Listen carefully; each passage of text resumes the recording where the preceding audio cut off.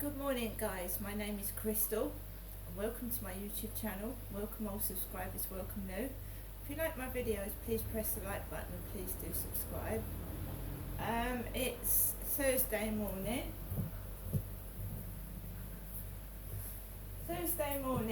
And it's brilliant sunshine again. It's absolutely brilliant. It's boiling hot. Last night was stifling hot.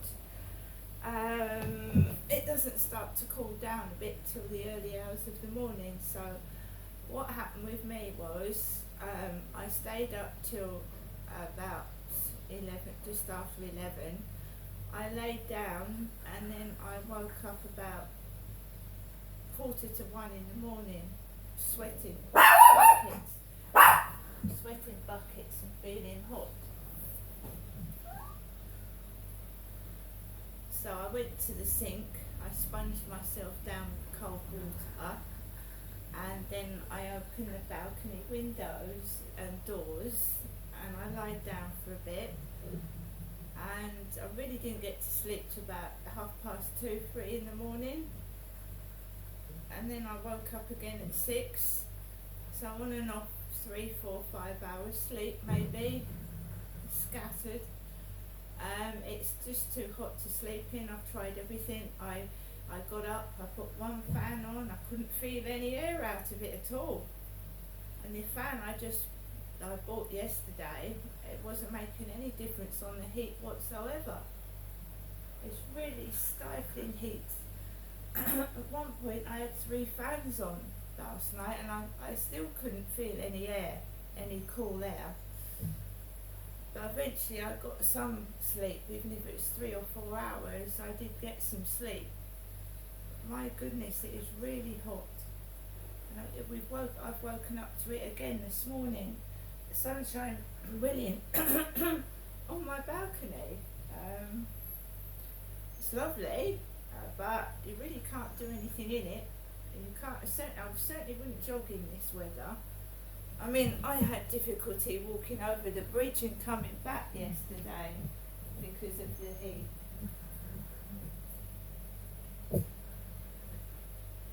Another thing, I mean, I'm going to have to start obviously putting my cold water in the fridge, because if you drink a bottle of water, it doesn't have any effect at all. It certainly doesn't cool me down.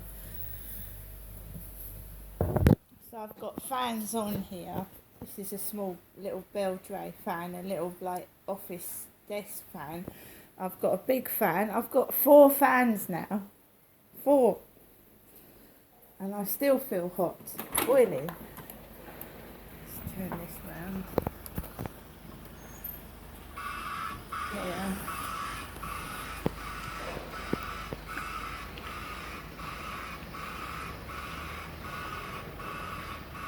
Someone's having a Tesco delivery. It's not me, because I have mine every Thursday, every second Thursday, and I had mine the other day, so that's not my Tesco's delivery. I already had one last Thursday, so that ain't mine.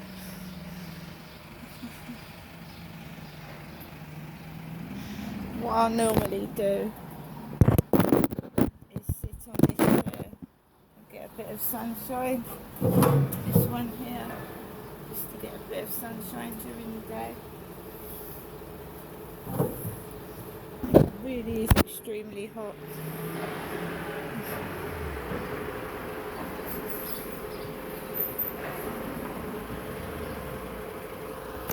Right, let me go and sit back down.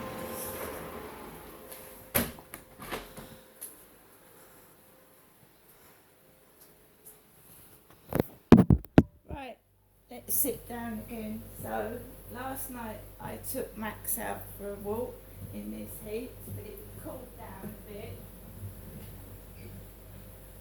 Also remember that when you sit by cold water or the seaside, it's going to have a better effect. So sitting near a river or some sea or water is going to make you feel cooler. So I'm here at my flat. I'm really not doing anything today, but I'm taking Max out for a walk, and even that's exhausting. just walking around the field for about 30 minutes is exhausting, and you've got to remember your pets as well. This is terrible for pets with all their fur on, and you know it is terrible. Alexa, good morning. Good morning.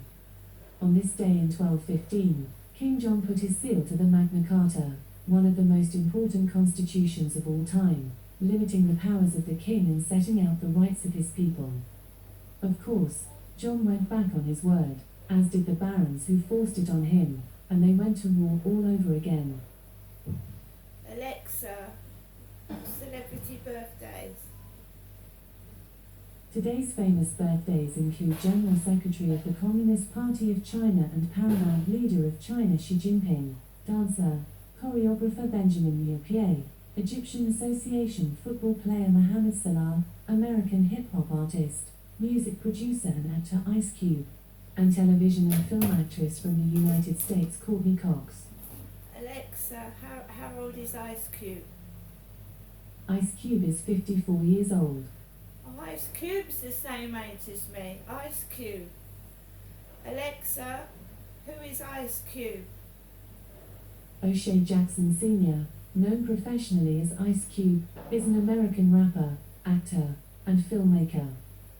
I could do with some Ice Cubes right now, and that is a joke. But you can't, yeah, Ice Cubes all over the place, especially in Diet Coke and Pepsi. Right, Alexa, what's the time, please? It's 9:18 a.m. Alexa, what's the date today?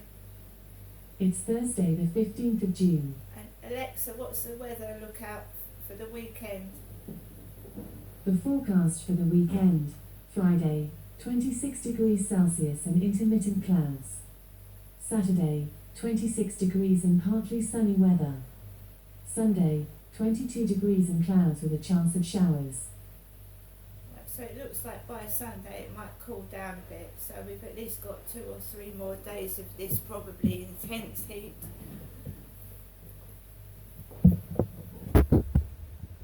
What I'm doing is trying to stay into the shade. Don't go out when it's like at its peak, the sun, and just keep yourself hydrated, lots of water, keep cool, hats over your head to protect your head, and sunglasses for your eyes. I went out yesterday, I wore sunglasses coming back, but going too, you know, all my eyes are stinging and they're sore. Of course you've got a high pollen count as well, haven't you? And I'm walking through like thicket, you know, I walk Max and there's loads of thicket, you know, loads of wild grass, and that that is full of pollen, and that gets in your eyes and sticks in your clothing. Another thing is I've obviously got a shower, cold showers, several cold showers, just keeping cool. I walked out on the field last night with Max just after 7 p.m, avoiding any trouble, and it was a nice, relaxing, peaceful walk. I walked around by the Rochester Riverside on the field, did a whole circuit, a walk around the field, and there was like a group of 10 people walking down one side of it, and I just walked Max and had a slow walk, and came home, got into my flat, and I watched 3 discs of Buffy the Vampire Slayer. 3 whole discs with Buffy, Angel, Xander, going back to like the 90s. I really enjoyed watching that. I was actually able to watch it and just sit down and watch that and relax. I didn't have any disturbances. I think people are leaving me alone now. I mean, they're not getting anywhere. There's no reaction, and why should there be a reaction? I know I'm right and I know they're wrong. You only give people a reaction if you let them. So, you know, I'd had it during the day. I'd had it even when I was shopping in Strood yesterday. but I just ignored it, and I was able to walk around the shops in peace and quiet with actually absolutely no disturbances. The post office, mind you, this heat is wiping people out. It's knocking people out. It's really tough to just walk in. It really is, and if you're carrying shopping and haven't got a car, I mean, it's awful. Absolutely awful. It's a struggle. So I enjoyed my little shopping experience yesterday. I don't actually go out very often. So yeah, I got a couple of bits and pieces. I didn't overspend. I got things I needed, like a cold air fan, which is absolutely lovely because it actually is a mood light as well. And I've been going through depression, so I'm feeling better gradually. But you've just got to realise you can't run about, rush about, especially as you get older, because you're going to do yourself harm. I'm certainly not going to jog, run and do exercises in this weather. No. Sometimes it's best to just sit and just ride with it, if you know what I mean. Just go along with it, let the heat take its course, and eventually we will get some rain and keep cool. Alexa, LBC radio. LBC London from Global Player. Game and bingeable show twice as epic. Buy a Galaxy Z Fold 4 today and get £200 cash back. Purchase them from the 4th of July from a participating retailer. Claim from Samsung within 30 days of purchase. T's and C's apply. Did you know Vodafone launched the UK's fastest Wi-Fi technology throughout the home? Really? Yeah. So what does that mean? That means you can game, stream and surf at speed in every room. Bedroom? Yep. Bathroom? Yep. Attic room? Alexa, Panic room? exit. Have one. Games room? Where do you live? Wow, that's a lot of rooms. Yeah. Switch to Vodafone Pro 2 broadband, the UK's fastest Wi-Fi technology throughout the home. UK broadband providers offering comparable plans based on UK average 2-floor home. Check availability in your area. Verify at vodafone.co.uk/broadband. Be the squeeze and enjoy summer with a little... Right, I've told her to exit. She won't exit. We'll try LBC radio again. It's full of adverts in a moment. I'm drinking my Actimel. It's another thing I was told to take. Blueberry with vitamins D and B6 to support the normal function of the immune system. So we're going to have our daily Actimel.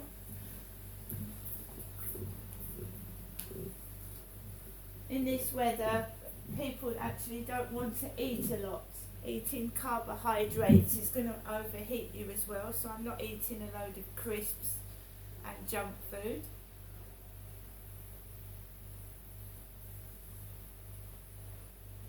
So I'm just eating small snacks, small meals, and drinking lots of water and cold drinks.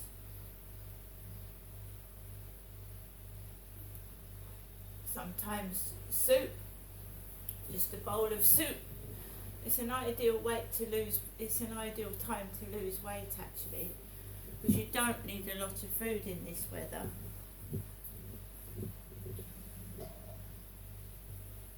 Alexa, LBC radio. LBC London from Global Player.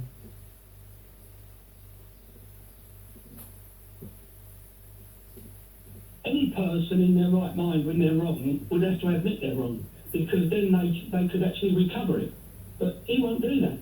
So he'll tell you that the system's all bent and everything else. But he signed up to be a member of Parliament. He knows all the rules. So basically, if you were to throw them in people's faces, they're going to throw them back. Is it a kangaroo court? I don't think so, no. It had to happen. Because the way the parliamentary procedures go on, we, as the public, we only know the half of it. But right. Really, there's a lot more involved than what they say. And when it comes to that point, this is the point when he's got to start recovering. To say, I was wrong, or whatever. but he's never wrong. And to keep on about him as though he's some fantastic superstar, he's not. Well, in political terms, to deliver an 80-seat majority was extraordinary, was quite incredible. But that is the stuff of superstar. In political terms, I hasten to add, that was quite something. And even actually winning and holding London in what I think most people accept as certainly, if not a left-leaning city. Lastly, the Sir Bernard Jenkins story, the fact that it is reported that he attended a party, is that relevant now, as Boris is claiming? They're all as bad in their own way, but they're not all getting caught, are they? So basically, he's attracting this sort of behaviour. That's all I can say, and people think it's it's like me saying to you, right's wrong and wrong's right. It's not. Bill, thank you. Lorraine in Colchester. Lorraine, your reaction? It's pretty severe punishment he's getting. Lorraine? And I don't think there's enough punishment that can be put on him. Basically, if you compare punishment, which is shame, embarrassment, your nose slightly put out of joint, compared to people's actual real pain of losing somebody, there is no comparison. So I think there's any sympathy for him is completely and utterly misplaced, because you cannot compare what it is like to say goodbye to an individual, to put them in an ambulance and not know if they're alive or dead, compared to his little bit put out. And did that happen to you? Yes, it happened to me time and time again. I was putting my husband in an emergency ambulance, but I couldn't go to the emergency. He couldn't speak. He couldn't communicate, and he was there on his own. And Boris, it was of some level of sympathy. My husband was only 56. Lorraine, thank you.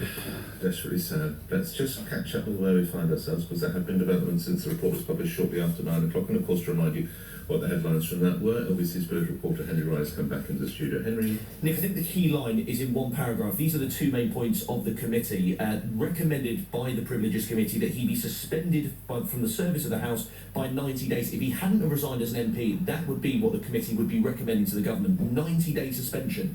Now, Nick, for context, he becomes the 5th MP who's ever been given a suspension longer than 30 days. Keith Vaz got 6 months back in 2019. Previously, Margaret Ferrier, of course, very recently, the SNP MP, Ian Paisley Jr., and Theresa Gorman as well. So it is unprecedented, virtually, that a former Prime Minister gets a suspension such as this. And then crucially as well, if you look at what the committee cites in terms of the reason for that suspension, is they say being complicit in the campaign of abuse and attempted intimidation of the committee. These are really strong words, and this harks back to what you were saying about the kangaroo court. And also as well, and this I imagine will be a real kick in the teeth for Mr Johnson, and you spoke about it with Gitto, is this former parliamentary past. Yes. Former members using the parliamentary estate.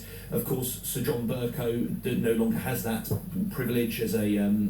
as the former speaker, he does not have that privilege. Boris Johnson seemingly as well will not have that. But crucially, this is not binding, Nick. So the Privileges Committee is not the judge and juror. They can merely recommend this. What happens now is we're expecting in an hour at 10:30, Penny Mordaunt, the Leader of the House, she will set out the timetable as to what happens next. And then speaking with sources in Parliament, it looks like Monday is going to be the key day. That is when MPs will vote, essentially, on the fate of their former boss. Do they vote on it issue by issue, or is it just yay or nay on the whole bill, the whole report? It's yay or no. So yay or nay. So they vote to either endorse it or to note it. So it'd be interesting how they word it, because the government could put a motion forward to say the House endorses it. That's quite strong.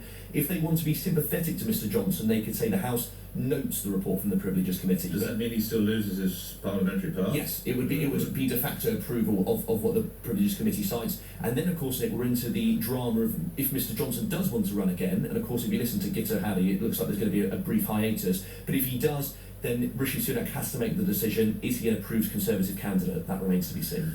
Henry Riley reporting. A lot more of your reactions coming in. We will continue to feature those. We also go to that other big story this week, the tragedy that played out in Nottingham. And of course, as ever, it's a busy time politically, but should the Prime Minister or senior member of the government have been there by now, or indeed the King or the Queen or a Prince? Surely someone should be in Nottingham?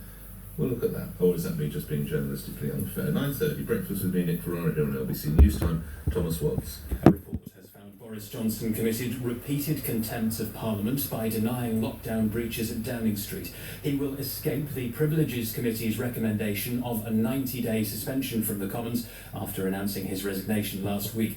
The former Prime Minister's accused the panel of reaching a deranged conclusion. Authorities believe hundreds of people are still missing after an overcrowded boat capsized off the coast of southern Greece. At least 79 people are known to have died in one of the country's biggest disasters involving migrants.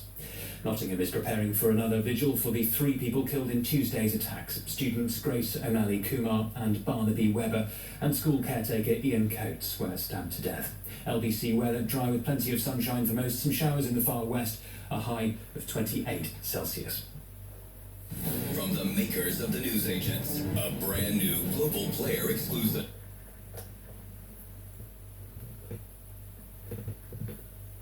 Right guys, that's the news. The Nottingham stabbings, the stabbings in Nottingham, Boris Johnson, and I'm just going to get my cup of coffee and carry on as I normally do every day, but there's a lot of sad, bad news at the moment. There's a lot of unrest, and I think Nick Ferrari is right. What are the King and Queen of England actually doing to help with these disasters? What are they doing?